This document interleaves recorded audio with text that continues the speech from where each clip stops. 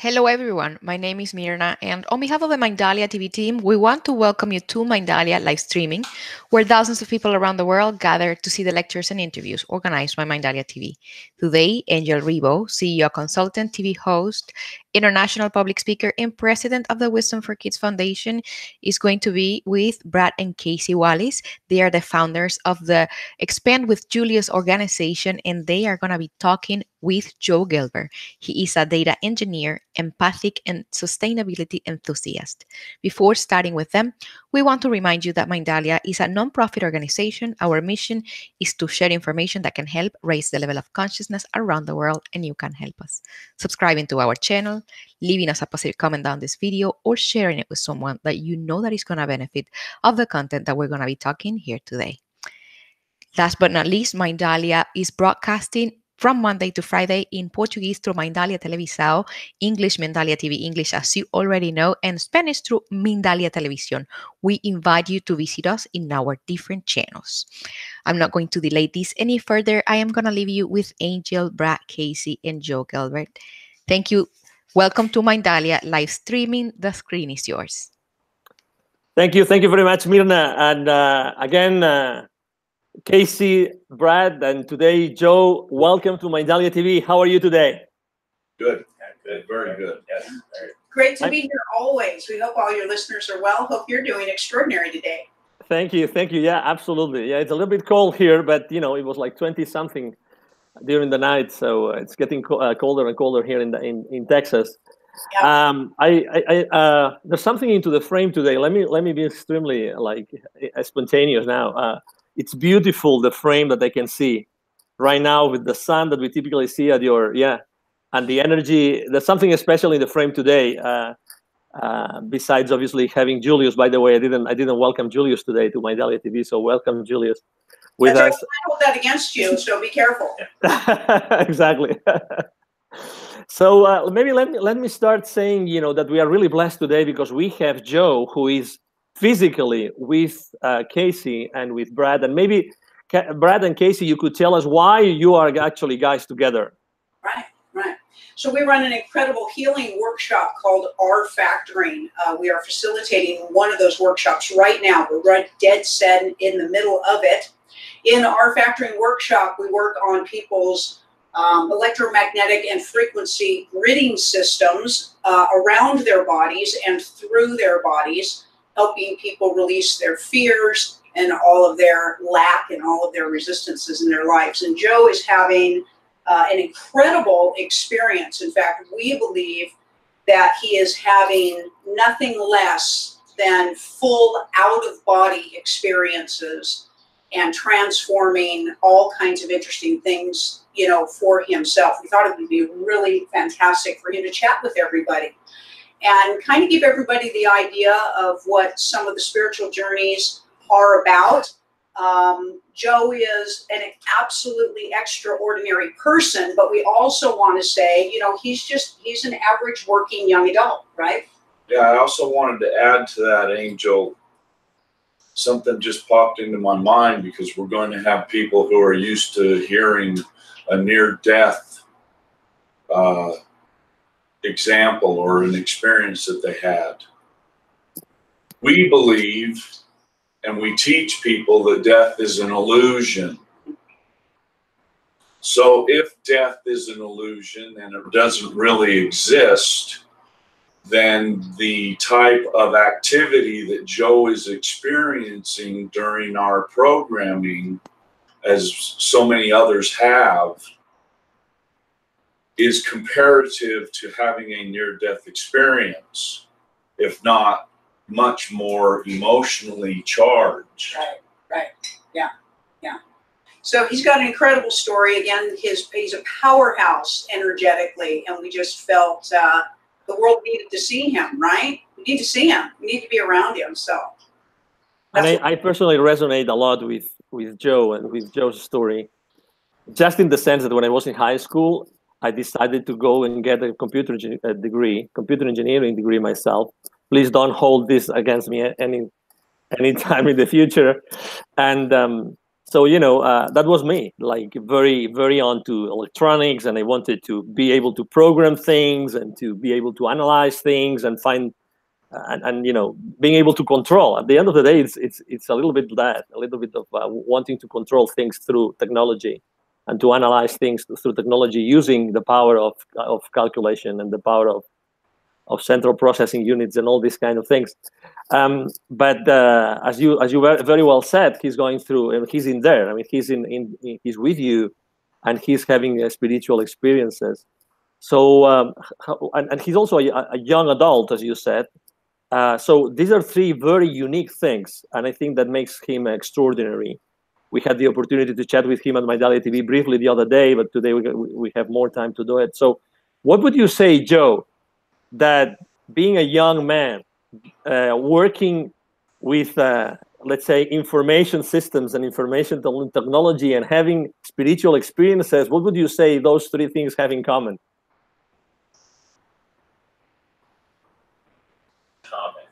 I think they're different sources of information. I think I actually think their information part is the same, but the way you view it and experience it are very, very different.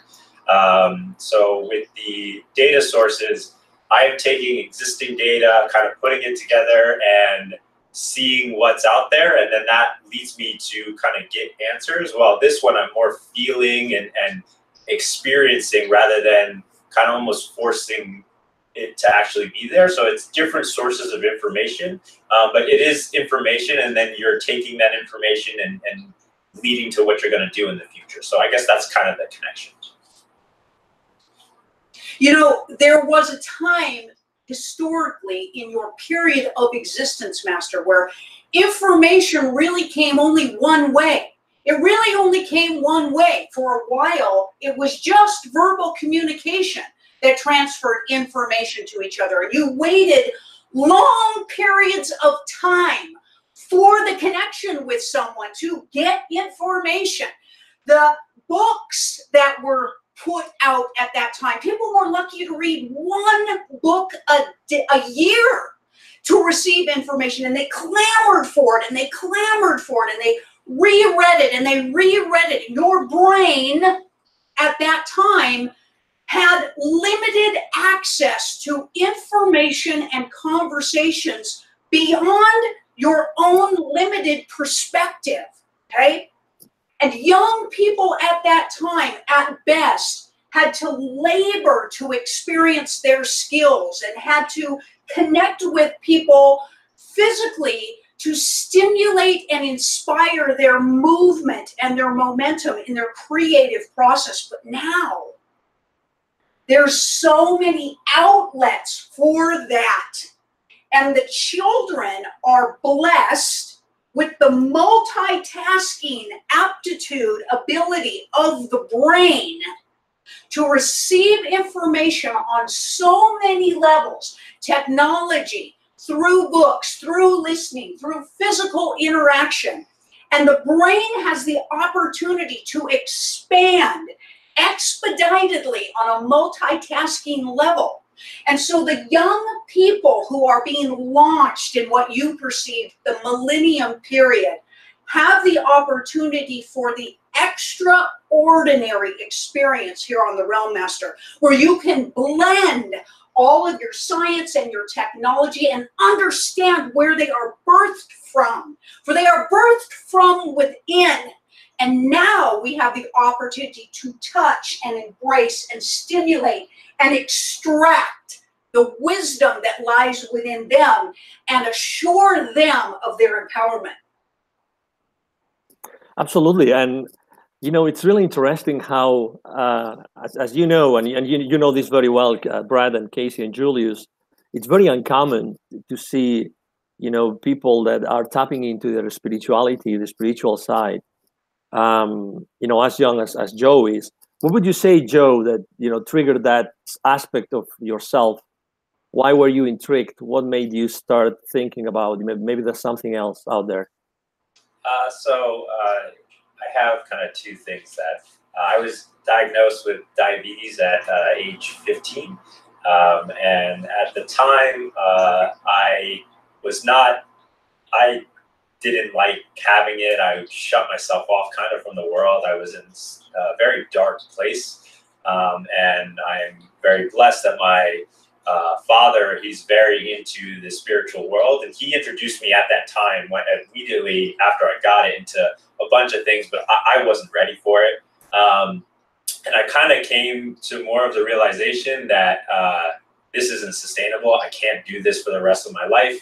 And that's when this spirituality started calling me. And actually, during this workshop, I've always known, I've heard it, but not necessarily known it, that the diabetes was a blessing, because that's what kind of got me into spirituality. But especially on this R Factoring, I had a really good experience of, okay, this is why it was meant for me to get this, so that I can really get on my spiritual journey and realize that I am God.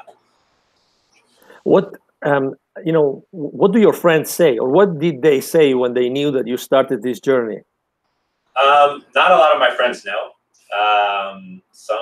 Very few know, and they don't necessarily follow it. It's kind of, I'm on an island myself, but that's okay. I feel that if I have a community, and especially here being at R Factoring, this one was a really good experience to really have other people also on that journey. They may not be my age, but that's okay. I still have people that I can talk to. So it makes it not as lonely, but you're still doing it all yourself. And in the end, your experiences are your experiences. No one else is going to have those experiences. So I kind of, even though they may not be ready for it, I'm pursuing, and I'm hoping that my path can maybe even get them on that journey as well.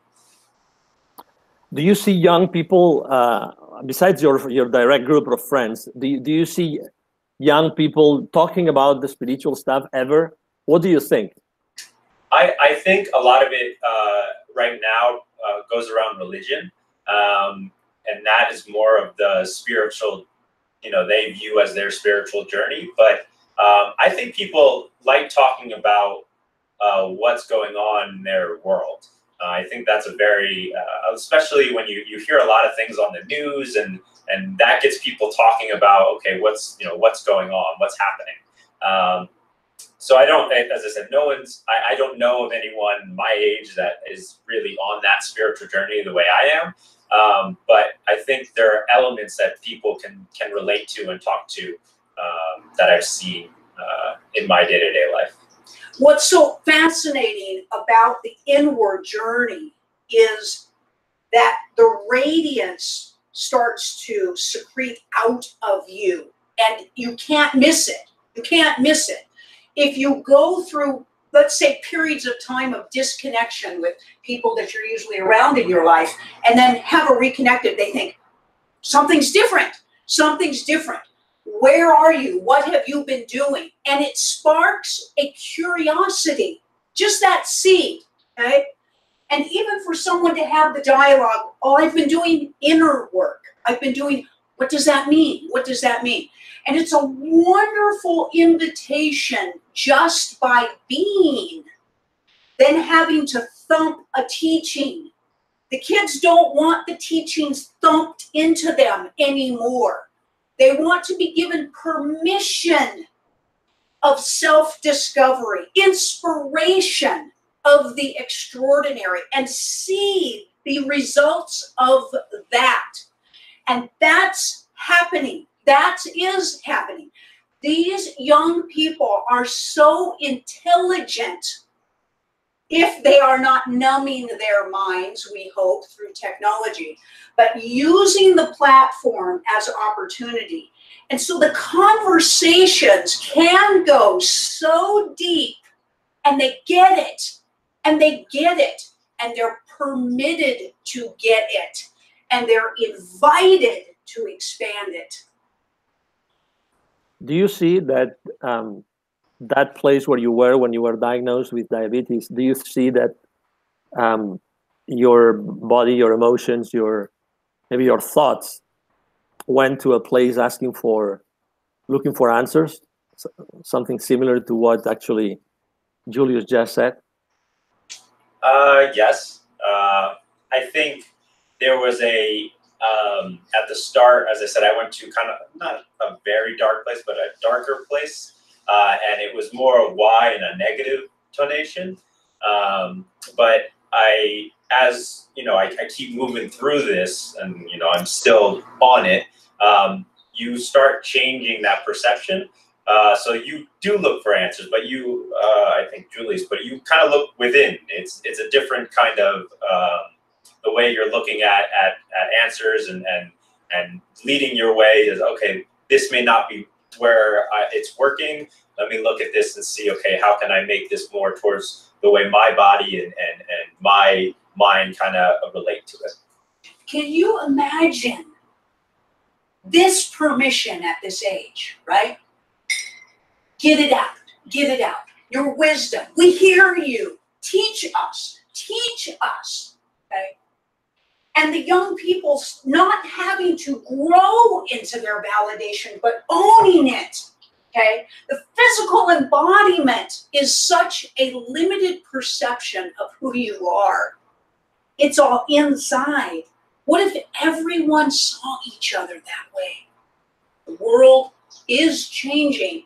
And when that field opens it up, it will be massively remarkable. What I find fascinating whenever we talk with younger people, including Joe, the words that came out of your mouth was you've had to go within. Because you don't know who you can trust. And so you literally are forced to go inside because you know eventually that only you can trust yourself. If nobody else is going to agree with you or help you, or all they want to do is dictate to you, you end up going inside because you're the only one you feel you can trust. And it's by going inside that you literally find out who you really are. During some of the processes, Master, explain to everybody, please, some of what you have discovered in your own ability through your thoughts and your emotions, and what your body can experience, and how your mind can expand. So during the experience, I've really grown at allowing. That's the biggest thing that I think has changed over time.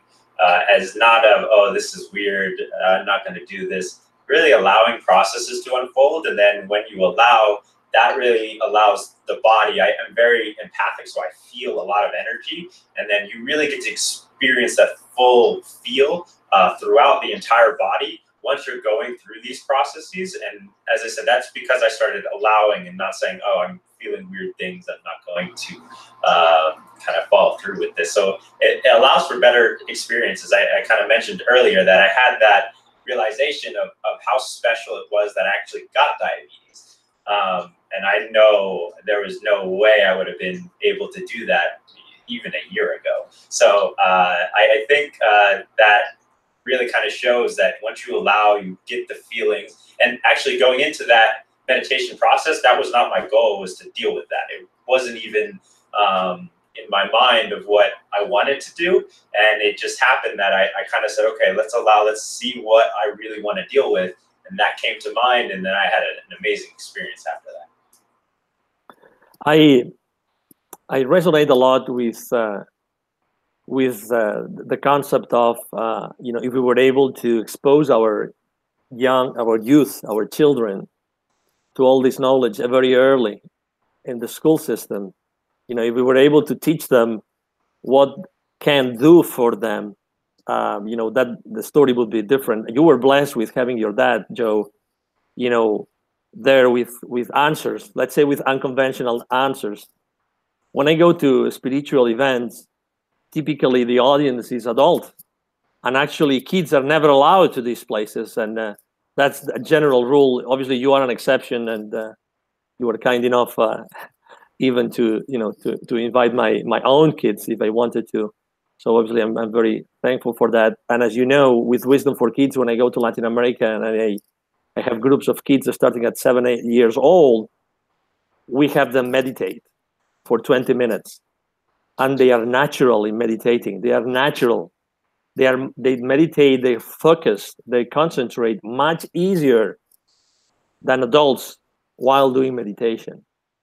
So the question for you, Joe, is what do you think? Because obviously, you know, you live with young people all the time at the workplace and with friends. What do you think that could be a good way for kids to understand that if their parents have started on a spiritual path, you know, to maybe say, how could we make these kids and these young adults give their parents a chance? You know, like, this is not woo-woo. This is something really, you know, that is going to help you. How do you think we could attract these kids and these young people so that they explore these possibilities? What would you tell them, you that you have lived this journey yourself? I think there's kind of two things. It's exposure, so knowing that it's out there, and then also allowing. And eventually, you can't force something on someone. They have to be comfortable with doing it. So if you give them the exposure and say this is okay, they'll find their journey when they're ready to find it. I think people may show up and say, okay, I'm ready, and then they get pushed down. It's not allowed. Or they hear about this stuff and they're just not ready to take it. So if you kind of give them the exposure, allow it to happen, they'll find it on their own. And I think that's the most you can do to kind of really get them on their journey. Also, you know, the young people, like Angelique, is so curious, okay? But they're scrutinized. They want to hear an answer, but they want more. They want more. And parents often are closed themselves to broader answers to questions. Because they don't want to be wrong. Right. It just is. It's because I said so. This is the way that it is. And kids feel that's not true. That's not true. And it gets shut down. Okay. So to be able for adults who are listening, listen to us. We need to unleash these children. So ask them, what do you want to know? And if you don't have an answer, you say, let's find it. Let's find answers that resonate with you. You have a responsibility to help unleash the magnificence in these children. And if you have a difficult time with your own judgment of things, what makes you think they're going to be able to get past that? Everyone has this innate wisdom that is extraordinary. That is truth. Knowing that everyone has innate wisdom and honoring it and spreading it around and exposing it on multiple levels. These kids will be curious. They're curious. You got to take the stairs. They get to take the elevator. How many times have you heard the story that a child reaches a certain age in their life and they just don't seem to communicate anymore with their parents? Right. Right. And so what happens? They end up, an argument unfolds or some type of disagreement unfolds, and then there's a separation. And for sometimes, the rest of your lifetime is spent at odds when all you needed to do was sit down and talk about it. Right. Right. Work it out. Right. So, Master, do you find as you unleash and align with your emotional capacity that you trust yourself more, you trust your wisdom more, but do you also find the ability of deeper connection with other people as well?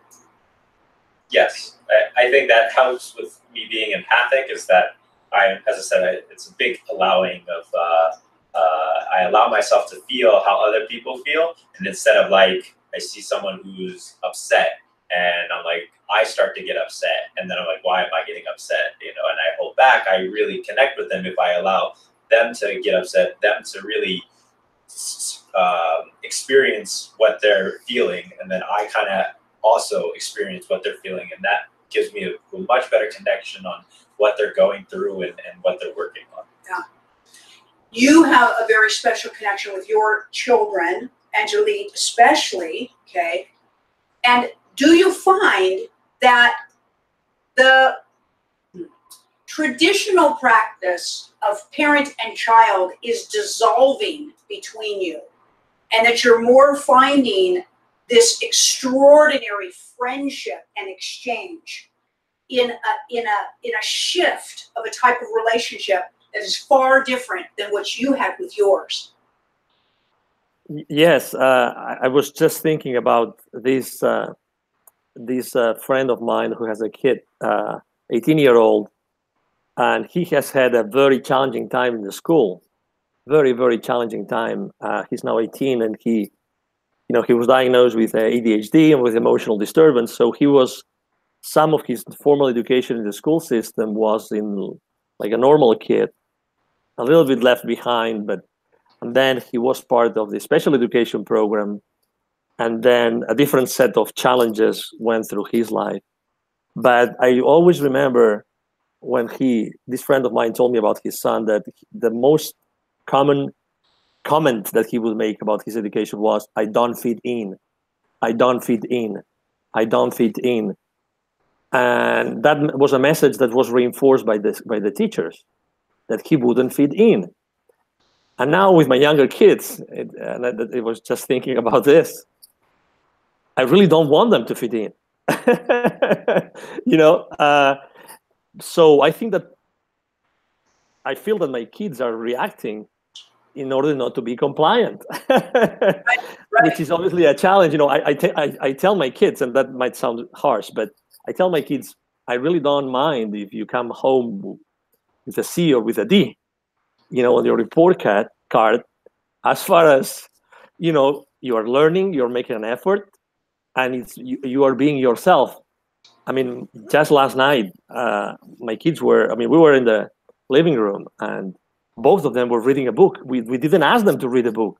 They just went to the shelf, they took a book, and they spent 1 hour and a half reading a book. I love these kind of kids that don't fit in if they spend all the entire day reading books as opposed to being in electronics, So yes, the relationship with my kids compared to my friend's kid is completely different. And he learned that path, and obviously that was a teaching path for him to have to face those challenges. And my challenge for me is different. My challenge is, how do I make them stay in the school system?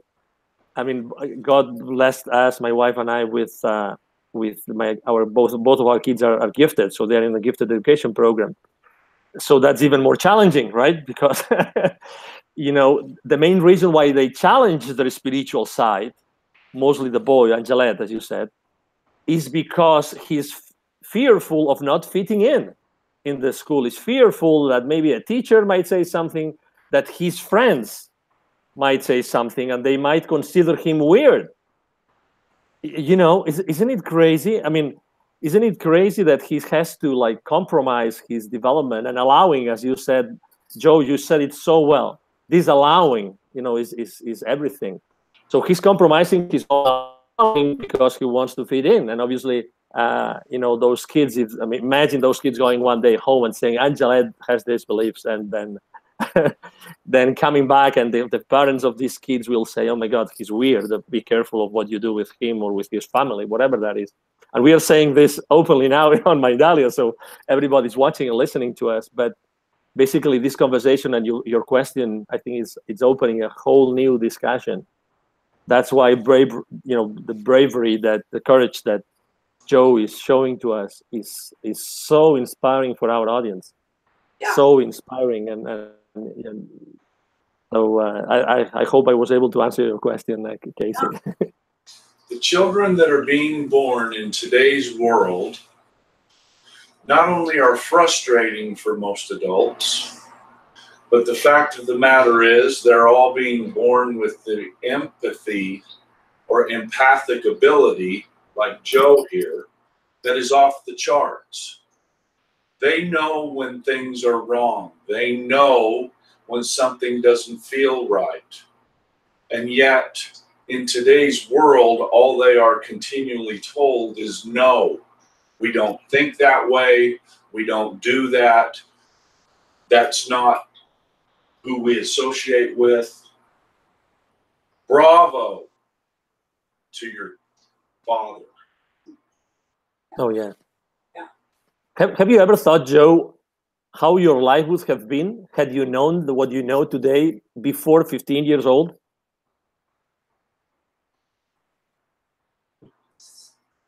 I'm guessing sad, because I don't think I would have understood why I got the diseases I got, and I kind of just would be like, poor me. So I don't know if I would have I don't know what it would have been like, but I'm guessing it would have been a lot darker than it is now. I can't really speculate because I don't know. I didn't have the choice, but yeah, that would be my guess. And if you had known what you know today, and obviously now you know many more things, you have already experienced what it represents in your life.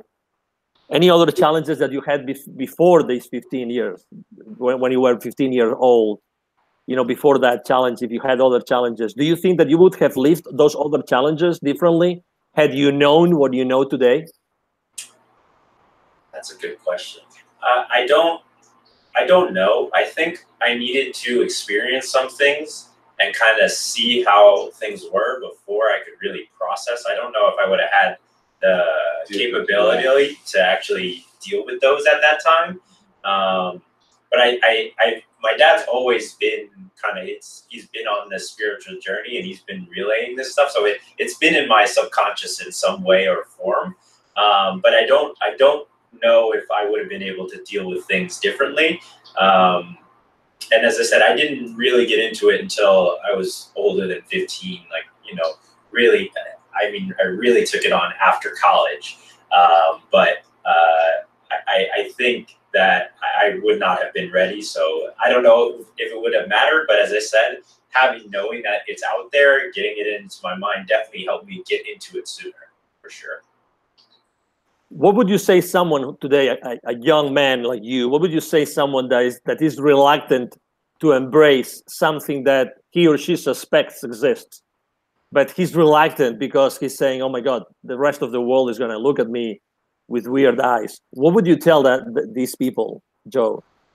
I think with everything, you kind of have to be ready for it. And as I said, I didn't get my experiences or as good as, I shouldn't use good.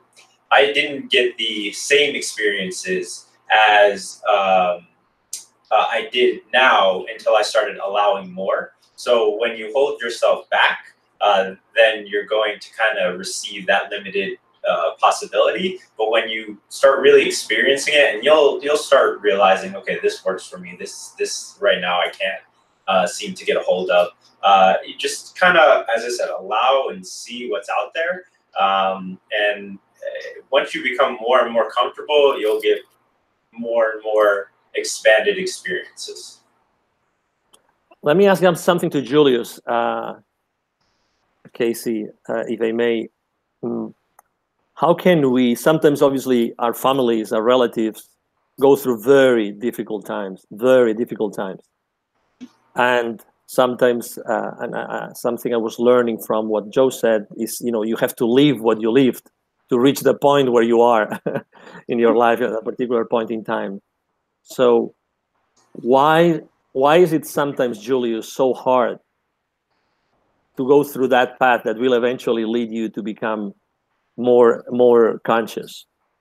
People always ask, why are there bad things? Why is there pain? Why is there suffering here on this realm? And we say that every perception is an opportunity for expansion. Most people don't understand that statement, okay? Every soul is different. That's great news. There are no two same souls out there. And an awakening process is an seemingly individual experience for every human embodiment. Your soul is desiring to remember everything that it is. And whatever is taking place in your life is a potential platform for that, okay? Just giving that information to a child will change the way they see what's happening to them or what's happening to another, okay? But adults have to know this. So they at least have to be open-minded enough to perceive this, to allow it, okay? Change has always been coming. It's not new. You can't stop evolution. You cannot stop and you cannot halt expansion. It's always been coming, okay? Encourage it, honor it, allow it, love it, stop judging it. That energy is a liftoff for everybody. But most adults judge themselves so harshly, and you do what you know, okay? So working on the judgment component is the key to the human experience, no matter how you do it. And when you do it, you will experience your joy component as you watch it open up in the one you love the most. Beautiful. I would like to go into 2 or 3 comments we have here from our audience. The first one is more an expression than a question. It says, yes, they don't have to fit in, with a lot of exclamation marks. And then they actually quote someone called Jiddu, maybe you know him or her, Jiddu, J-I-D-U, Krishnamurti. Excuse me, I apologize my ignorance for not knowing who that person is, but it is no measure of health to be well adjusted to a profoundly sick society. That's a comment. And then a question. Julius, I have been feeling that the traditional school system is not serving my daughter, and I have been considering the homeschooling option. Can you tell me something about it? Do the homeschooling option. No questions asked. No questions asked, okay? If you're questioning it, yeah, then that's your answer right there.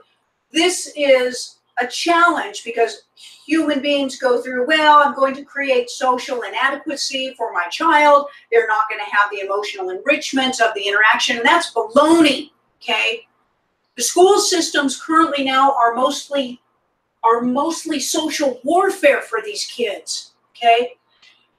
Your child is held back from knowing their wisdom in school.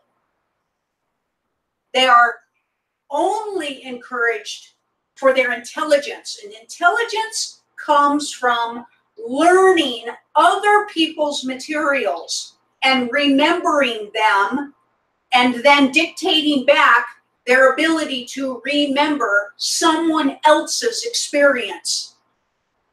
Wisdom is taking the inspiration of somebody else's experience and going in it yourself, expanding it. That's wisdom, and school doesn't teach that. It doesn't. In fact, when a child starts to express their perspective of a teaching, they're weird, they're shut down, you're wrong, okay? And it's going to change. It is. With the unfoldment of all of the homeschooling options, it's proving that. It used to be very limited. Now it's massively expansive, which can include a lot of interaction with other kids via technology. But the real question that's holding this person back is, do they have the guts to do it with their child? That's the question. And that's the truth, not the child. You have remarkable ability. You have remarkable love for your child. It will guide you. It will guide you. And the child will guide you as well. Trust that. Trust that. All is well. Help it be extraordinary. And what is the line, Julius, between allowing your kid to be who he or she is and spoiling them? That is a great question. What you have to realize is you cannot do an experience for somebody else. So when you are questioning whether you're starting to spoil your child, you start to ask the question, am I trying to do this experience for them? That's the entitlement and spoiling process, okay? That's a challenge, but you can do this. You can do this, okay? You cannot do life for another child. In fact, when you do that, you are preventing them. You're holding them back. You're holding them back. Let that be your compass. Thank you. Thank you. Another question. Hold on a second. Yeah. What is your advice to encourage kids to connect with their own divinity? And that's for Joe. Yeah. What is your advice to encourage kids to connect with their own divinity and potential? I kind of have stated before, but I think it's especially with the current society, it's I'm going to be weird. You have to allow the space for them to do it, and then they can kind of take over from there. It's really that allowing piece that is the part. It's not the can they do it or what do they need to do it. It's really making it allowable, and they can kind of go after it themselves. They'll see what works. That's kind of how I've experienced it. I'm sure that that's how other people will experience it as well. Excellent. Where can we find you online, Joe? You can. My LinkedIn is Joseph Gelber. You can find me on LinkedIn, or if you have any questions, you can email me at jegelber@gmail.com. That's my email, and I'll respond back to you. Yes. Would you mind sharing with our audience, Joe, how is your experience been those days that you have been at this workshop in Utah with Casey, with Brad, and with Julius? I've touched with it a little bit. I've actually done this R Factoring program one time before in August, and I will say this has been a different experience from that. I think I came in the first one actually a little skeptical, and the second one I haven't, because I went through the first one. I saw how powerful it was, and I'm really, as I said, allowing things to come and doing things a little differently than I had done before. So I'm definitely getting more benefit out of it. As I said, I had that great experience with my realization of how special that gift was that I got diabetes. And as I said, I know for a fact that in the past I would have never come up with that conclusion. So it's been great. The perspective got changed. Yeah. You know what's so interesting is once you recognize the use of something and it's been used, you don't need it anymore, right? That's how limitations can be. Once you massively shift your perception, and the perception changing is not words, it's not saying and chanting and going through mantras verbally until you feel that truth. You feel that truth. So once he feels the value of something and the usage of something and he's used it, and I don't need this anymore, that's when you can let go of something. You will never get rid of anything you hate.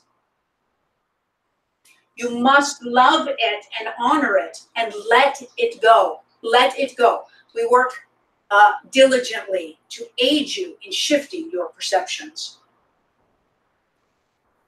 I understand that in your workshop you speak a lot and you experience a lot with fear. Why does fear play such an important role in everybody's life? So Fear Master is the block. It literally is the energy block for absolutely every form of limitation in your life. If you have anything that you are lacking, that you are in pain about, that you worry about, that you stress about, all lack is seated in fear. Fear perception, fear energy. We assist you in eliminating that energy field around you and in your physical embodiment so that you can perceive all thought and emotion with no fear, and then the potential is unlimited for your life. That's the truth. It falls along the lines of just think positive, just think positive. But what they don't tell you is you need to feel positive. Just feel positive, just feel positive. But it's not just even that. There's a lot of work to be done on this physical realm to let go of fear perception, because you have done it for so long and you have been embedded with it for so long, but it's time. You've done fear so well. You have mastered it. You are destroying each other. You are eating each other. You are destroying your environment because of it. It's time to let that go. Just try it. Every single step that lets go of an aspect of fear for you will show results. That's great news. So you don't have to hit the highest state of consciousness before you see the benefits. Every effort is a perceivable reward for you. Get moving. We're waiting for you. Joe, would you say that you felt that fear that we're talking about in your life? Absolutely. And I've noticed it in things I hadn't noticed before. I'll give kind of an example of that. I have a fear around perfectionism.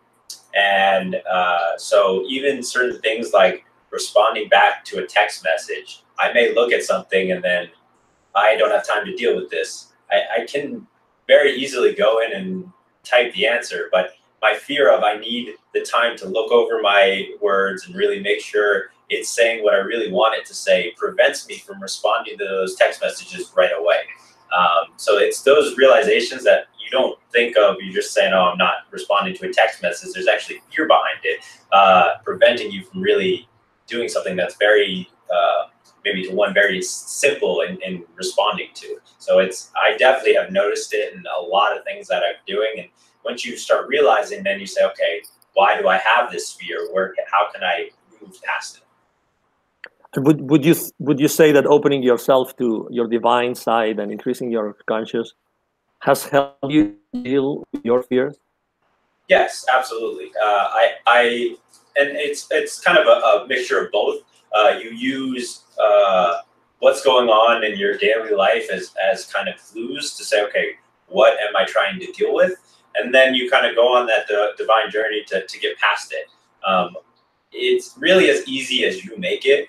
Certain things are difficult for people that may not be difficult for others. And that's where you're kind of just trying to find ways to get past that. And that's where, as I said, it's a mix of both. That's where you use one for the other and the other for, you can use the divine journey to also help with your day-to-day life. So it's kind of intertwined. We want to say that, Master, that divinity is love. That's all it is, but that's everything it is. Love is the opposite of fear. So when you say you go to your divinity to find resolution, that is an absolute truth. You go to love to find resolution, not fear. Don't find resolution in fear. You find other problems and other issues with fear. So this process is that process of connecting to divinity. You are that love component. There's always an answer.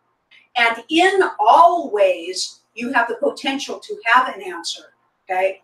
So for all of your listeners, no matter where they are on their journey of consciousness, to know that it's love, no matter how you perceive it, no matter how you define it, no matter how you label it, that's good news. That's good news. If you're doing love, you are doing God. You are accessing that part of you, and it's much larger than you think.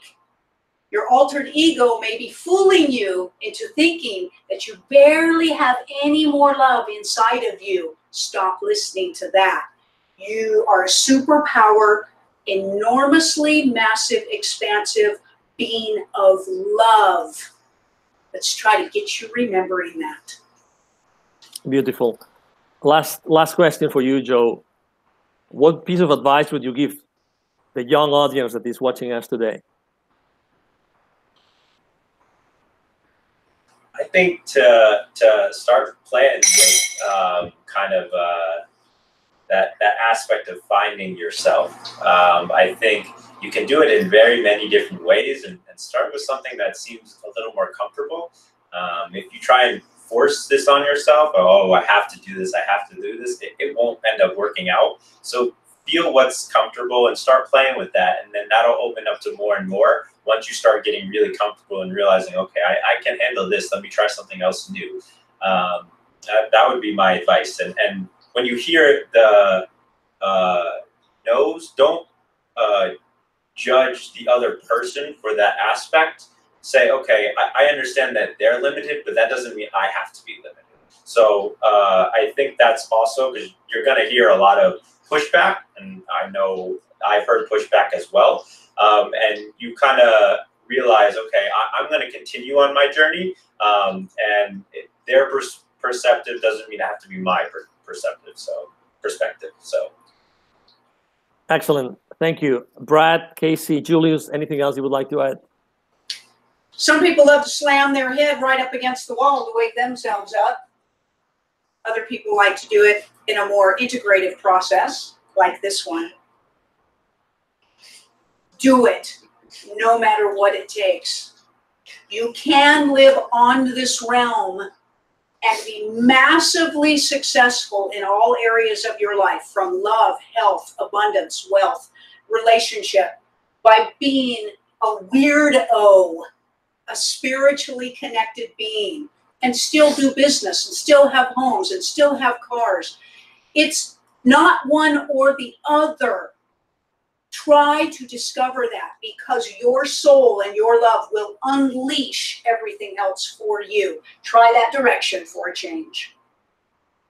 Where can we find Julius, Brad, and Casey? At expandwithjulius.com. Come and enjoy a wonderful experience on our website. Excellent. Well, so thank you. What an incredible program today. Thank you. Thank you very much, Joe, for accepting the invitation, for being twice on camera this week with us. Thank you very much, Brad. Thank you very much, Casey. And thank you very much, Julius, for being with us today. And again, this is Angel Rebo with Mindalia TV. Thank you very much for being with us today, and hope to see you soon. Have a great day. Bye-bye.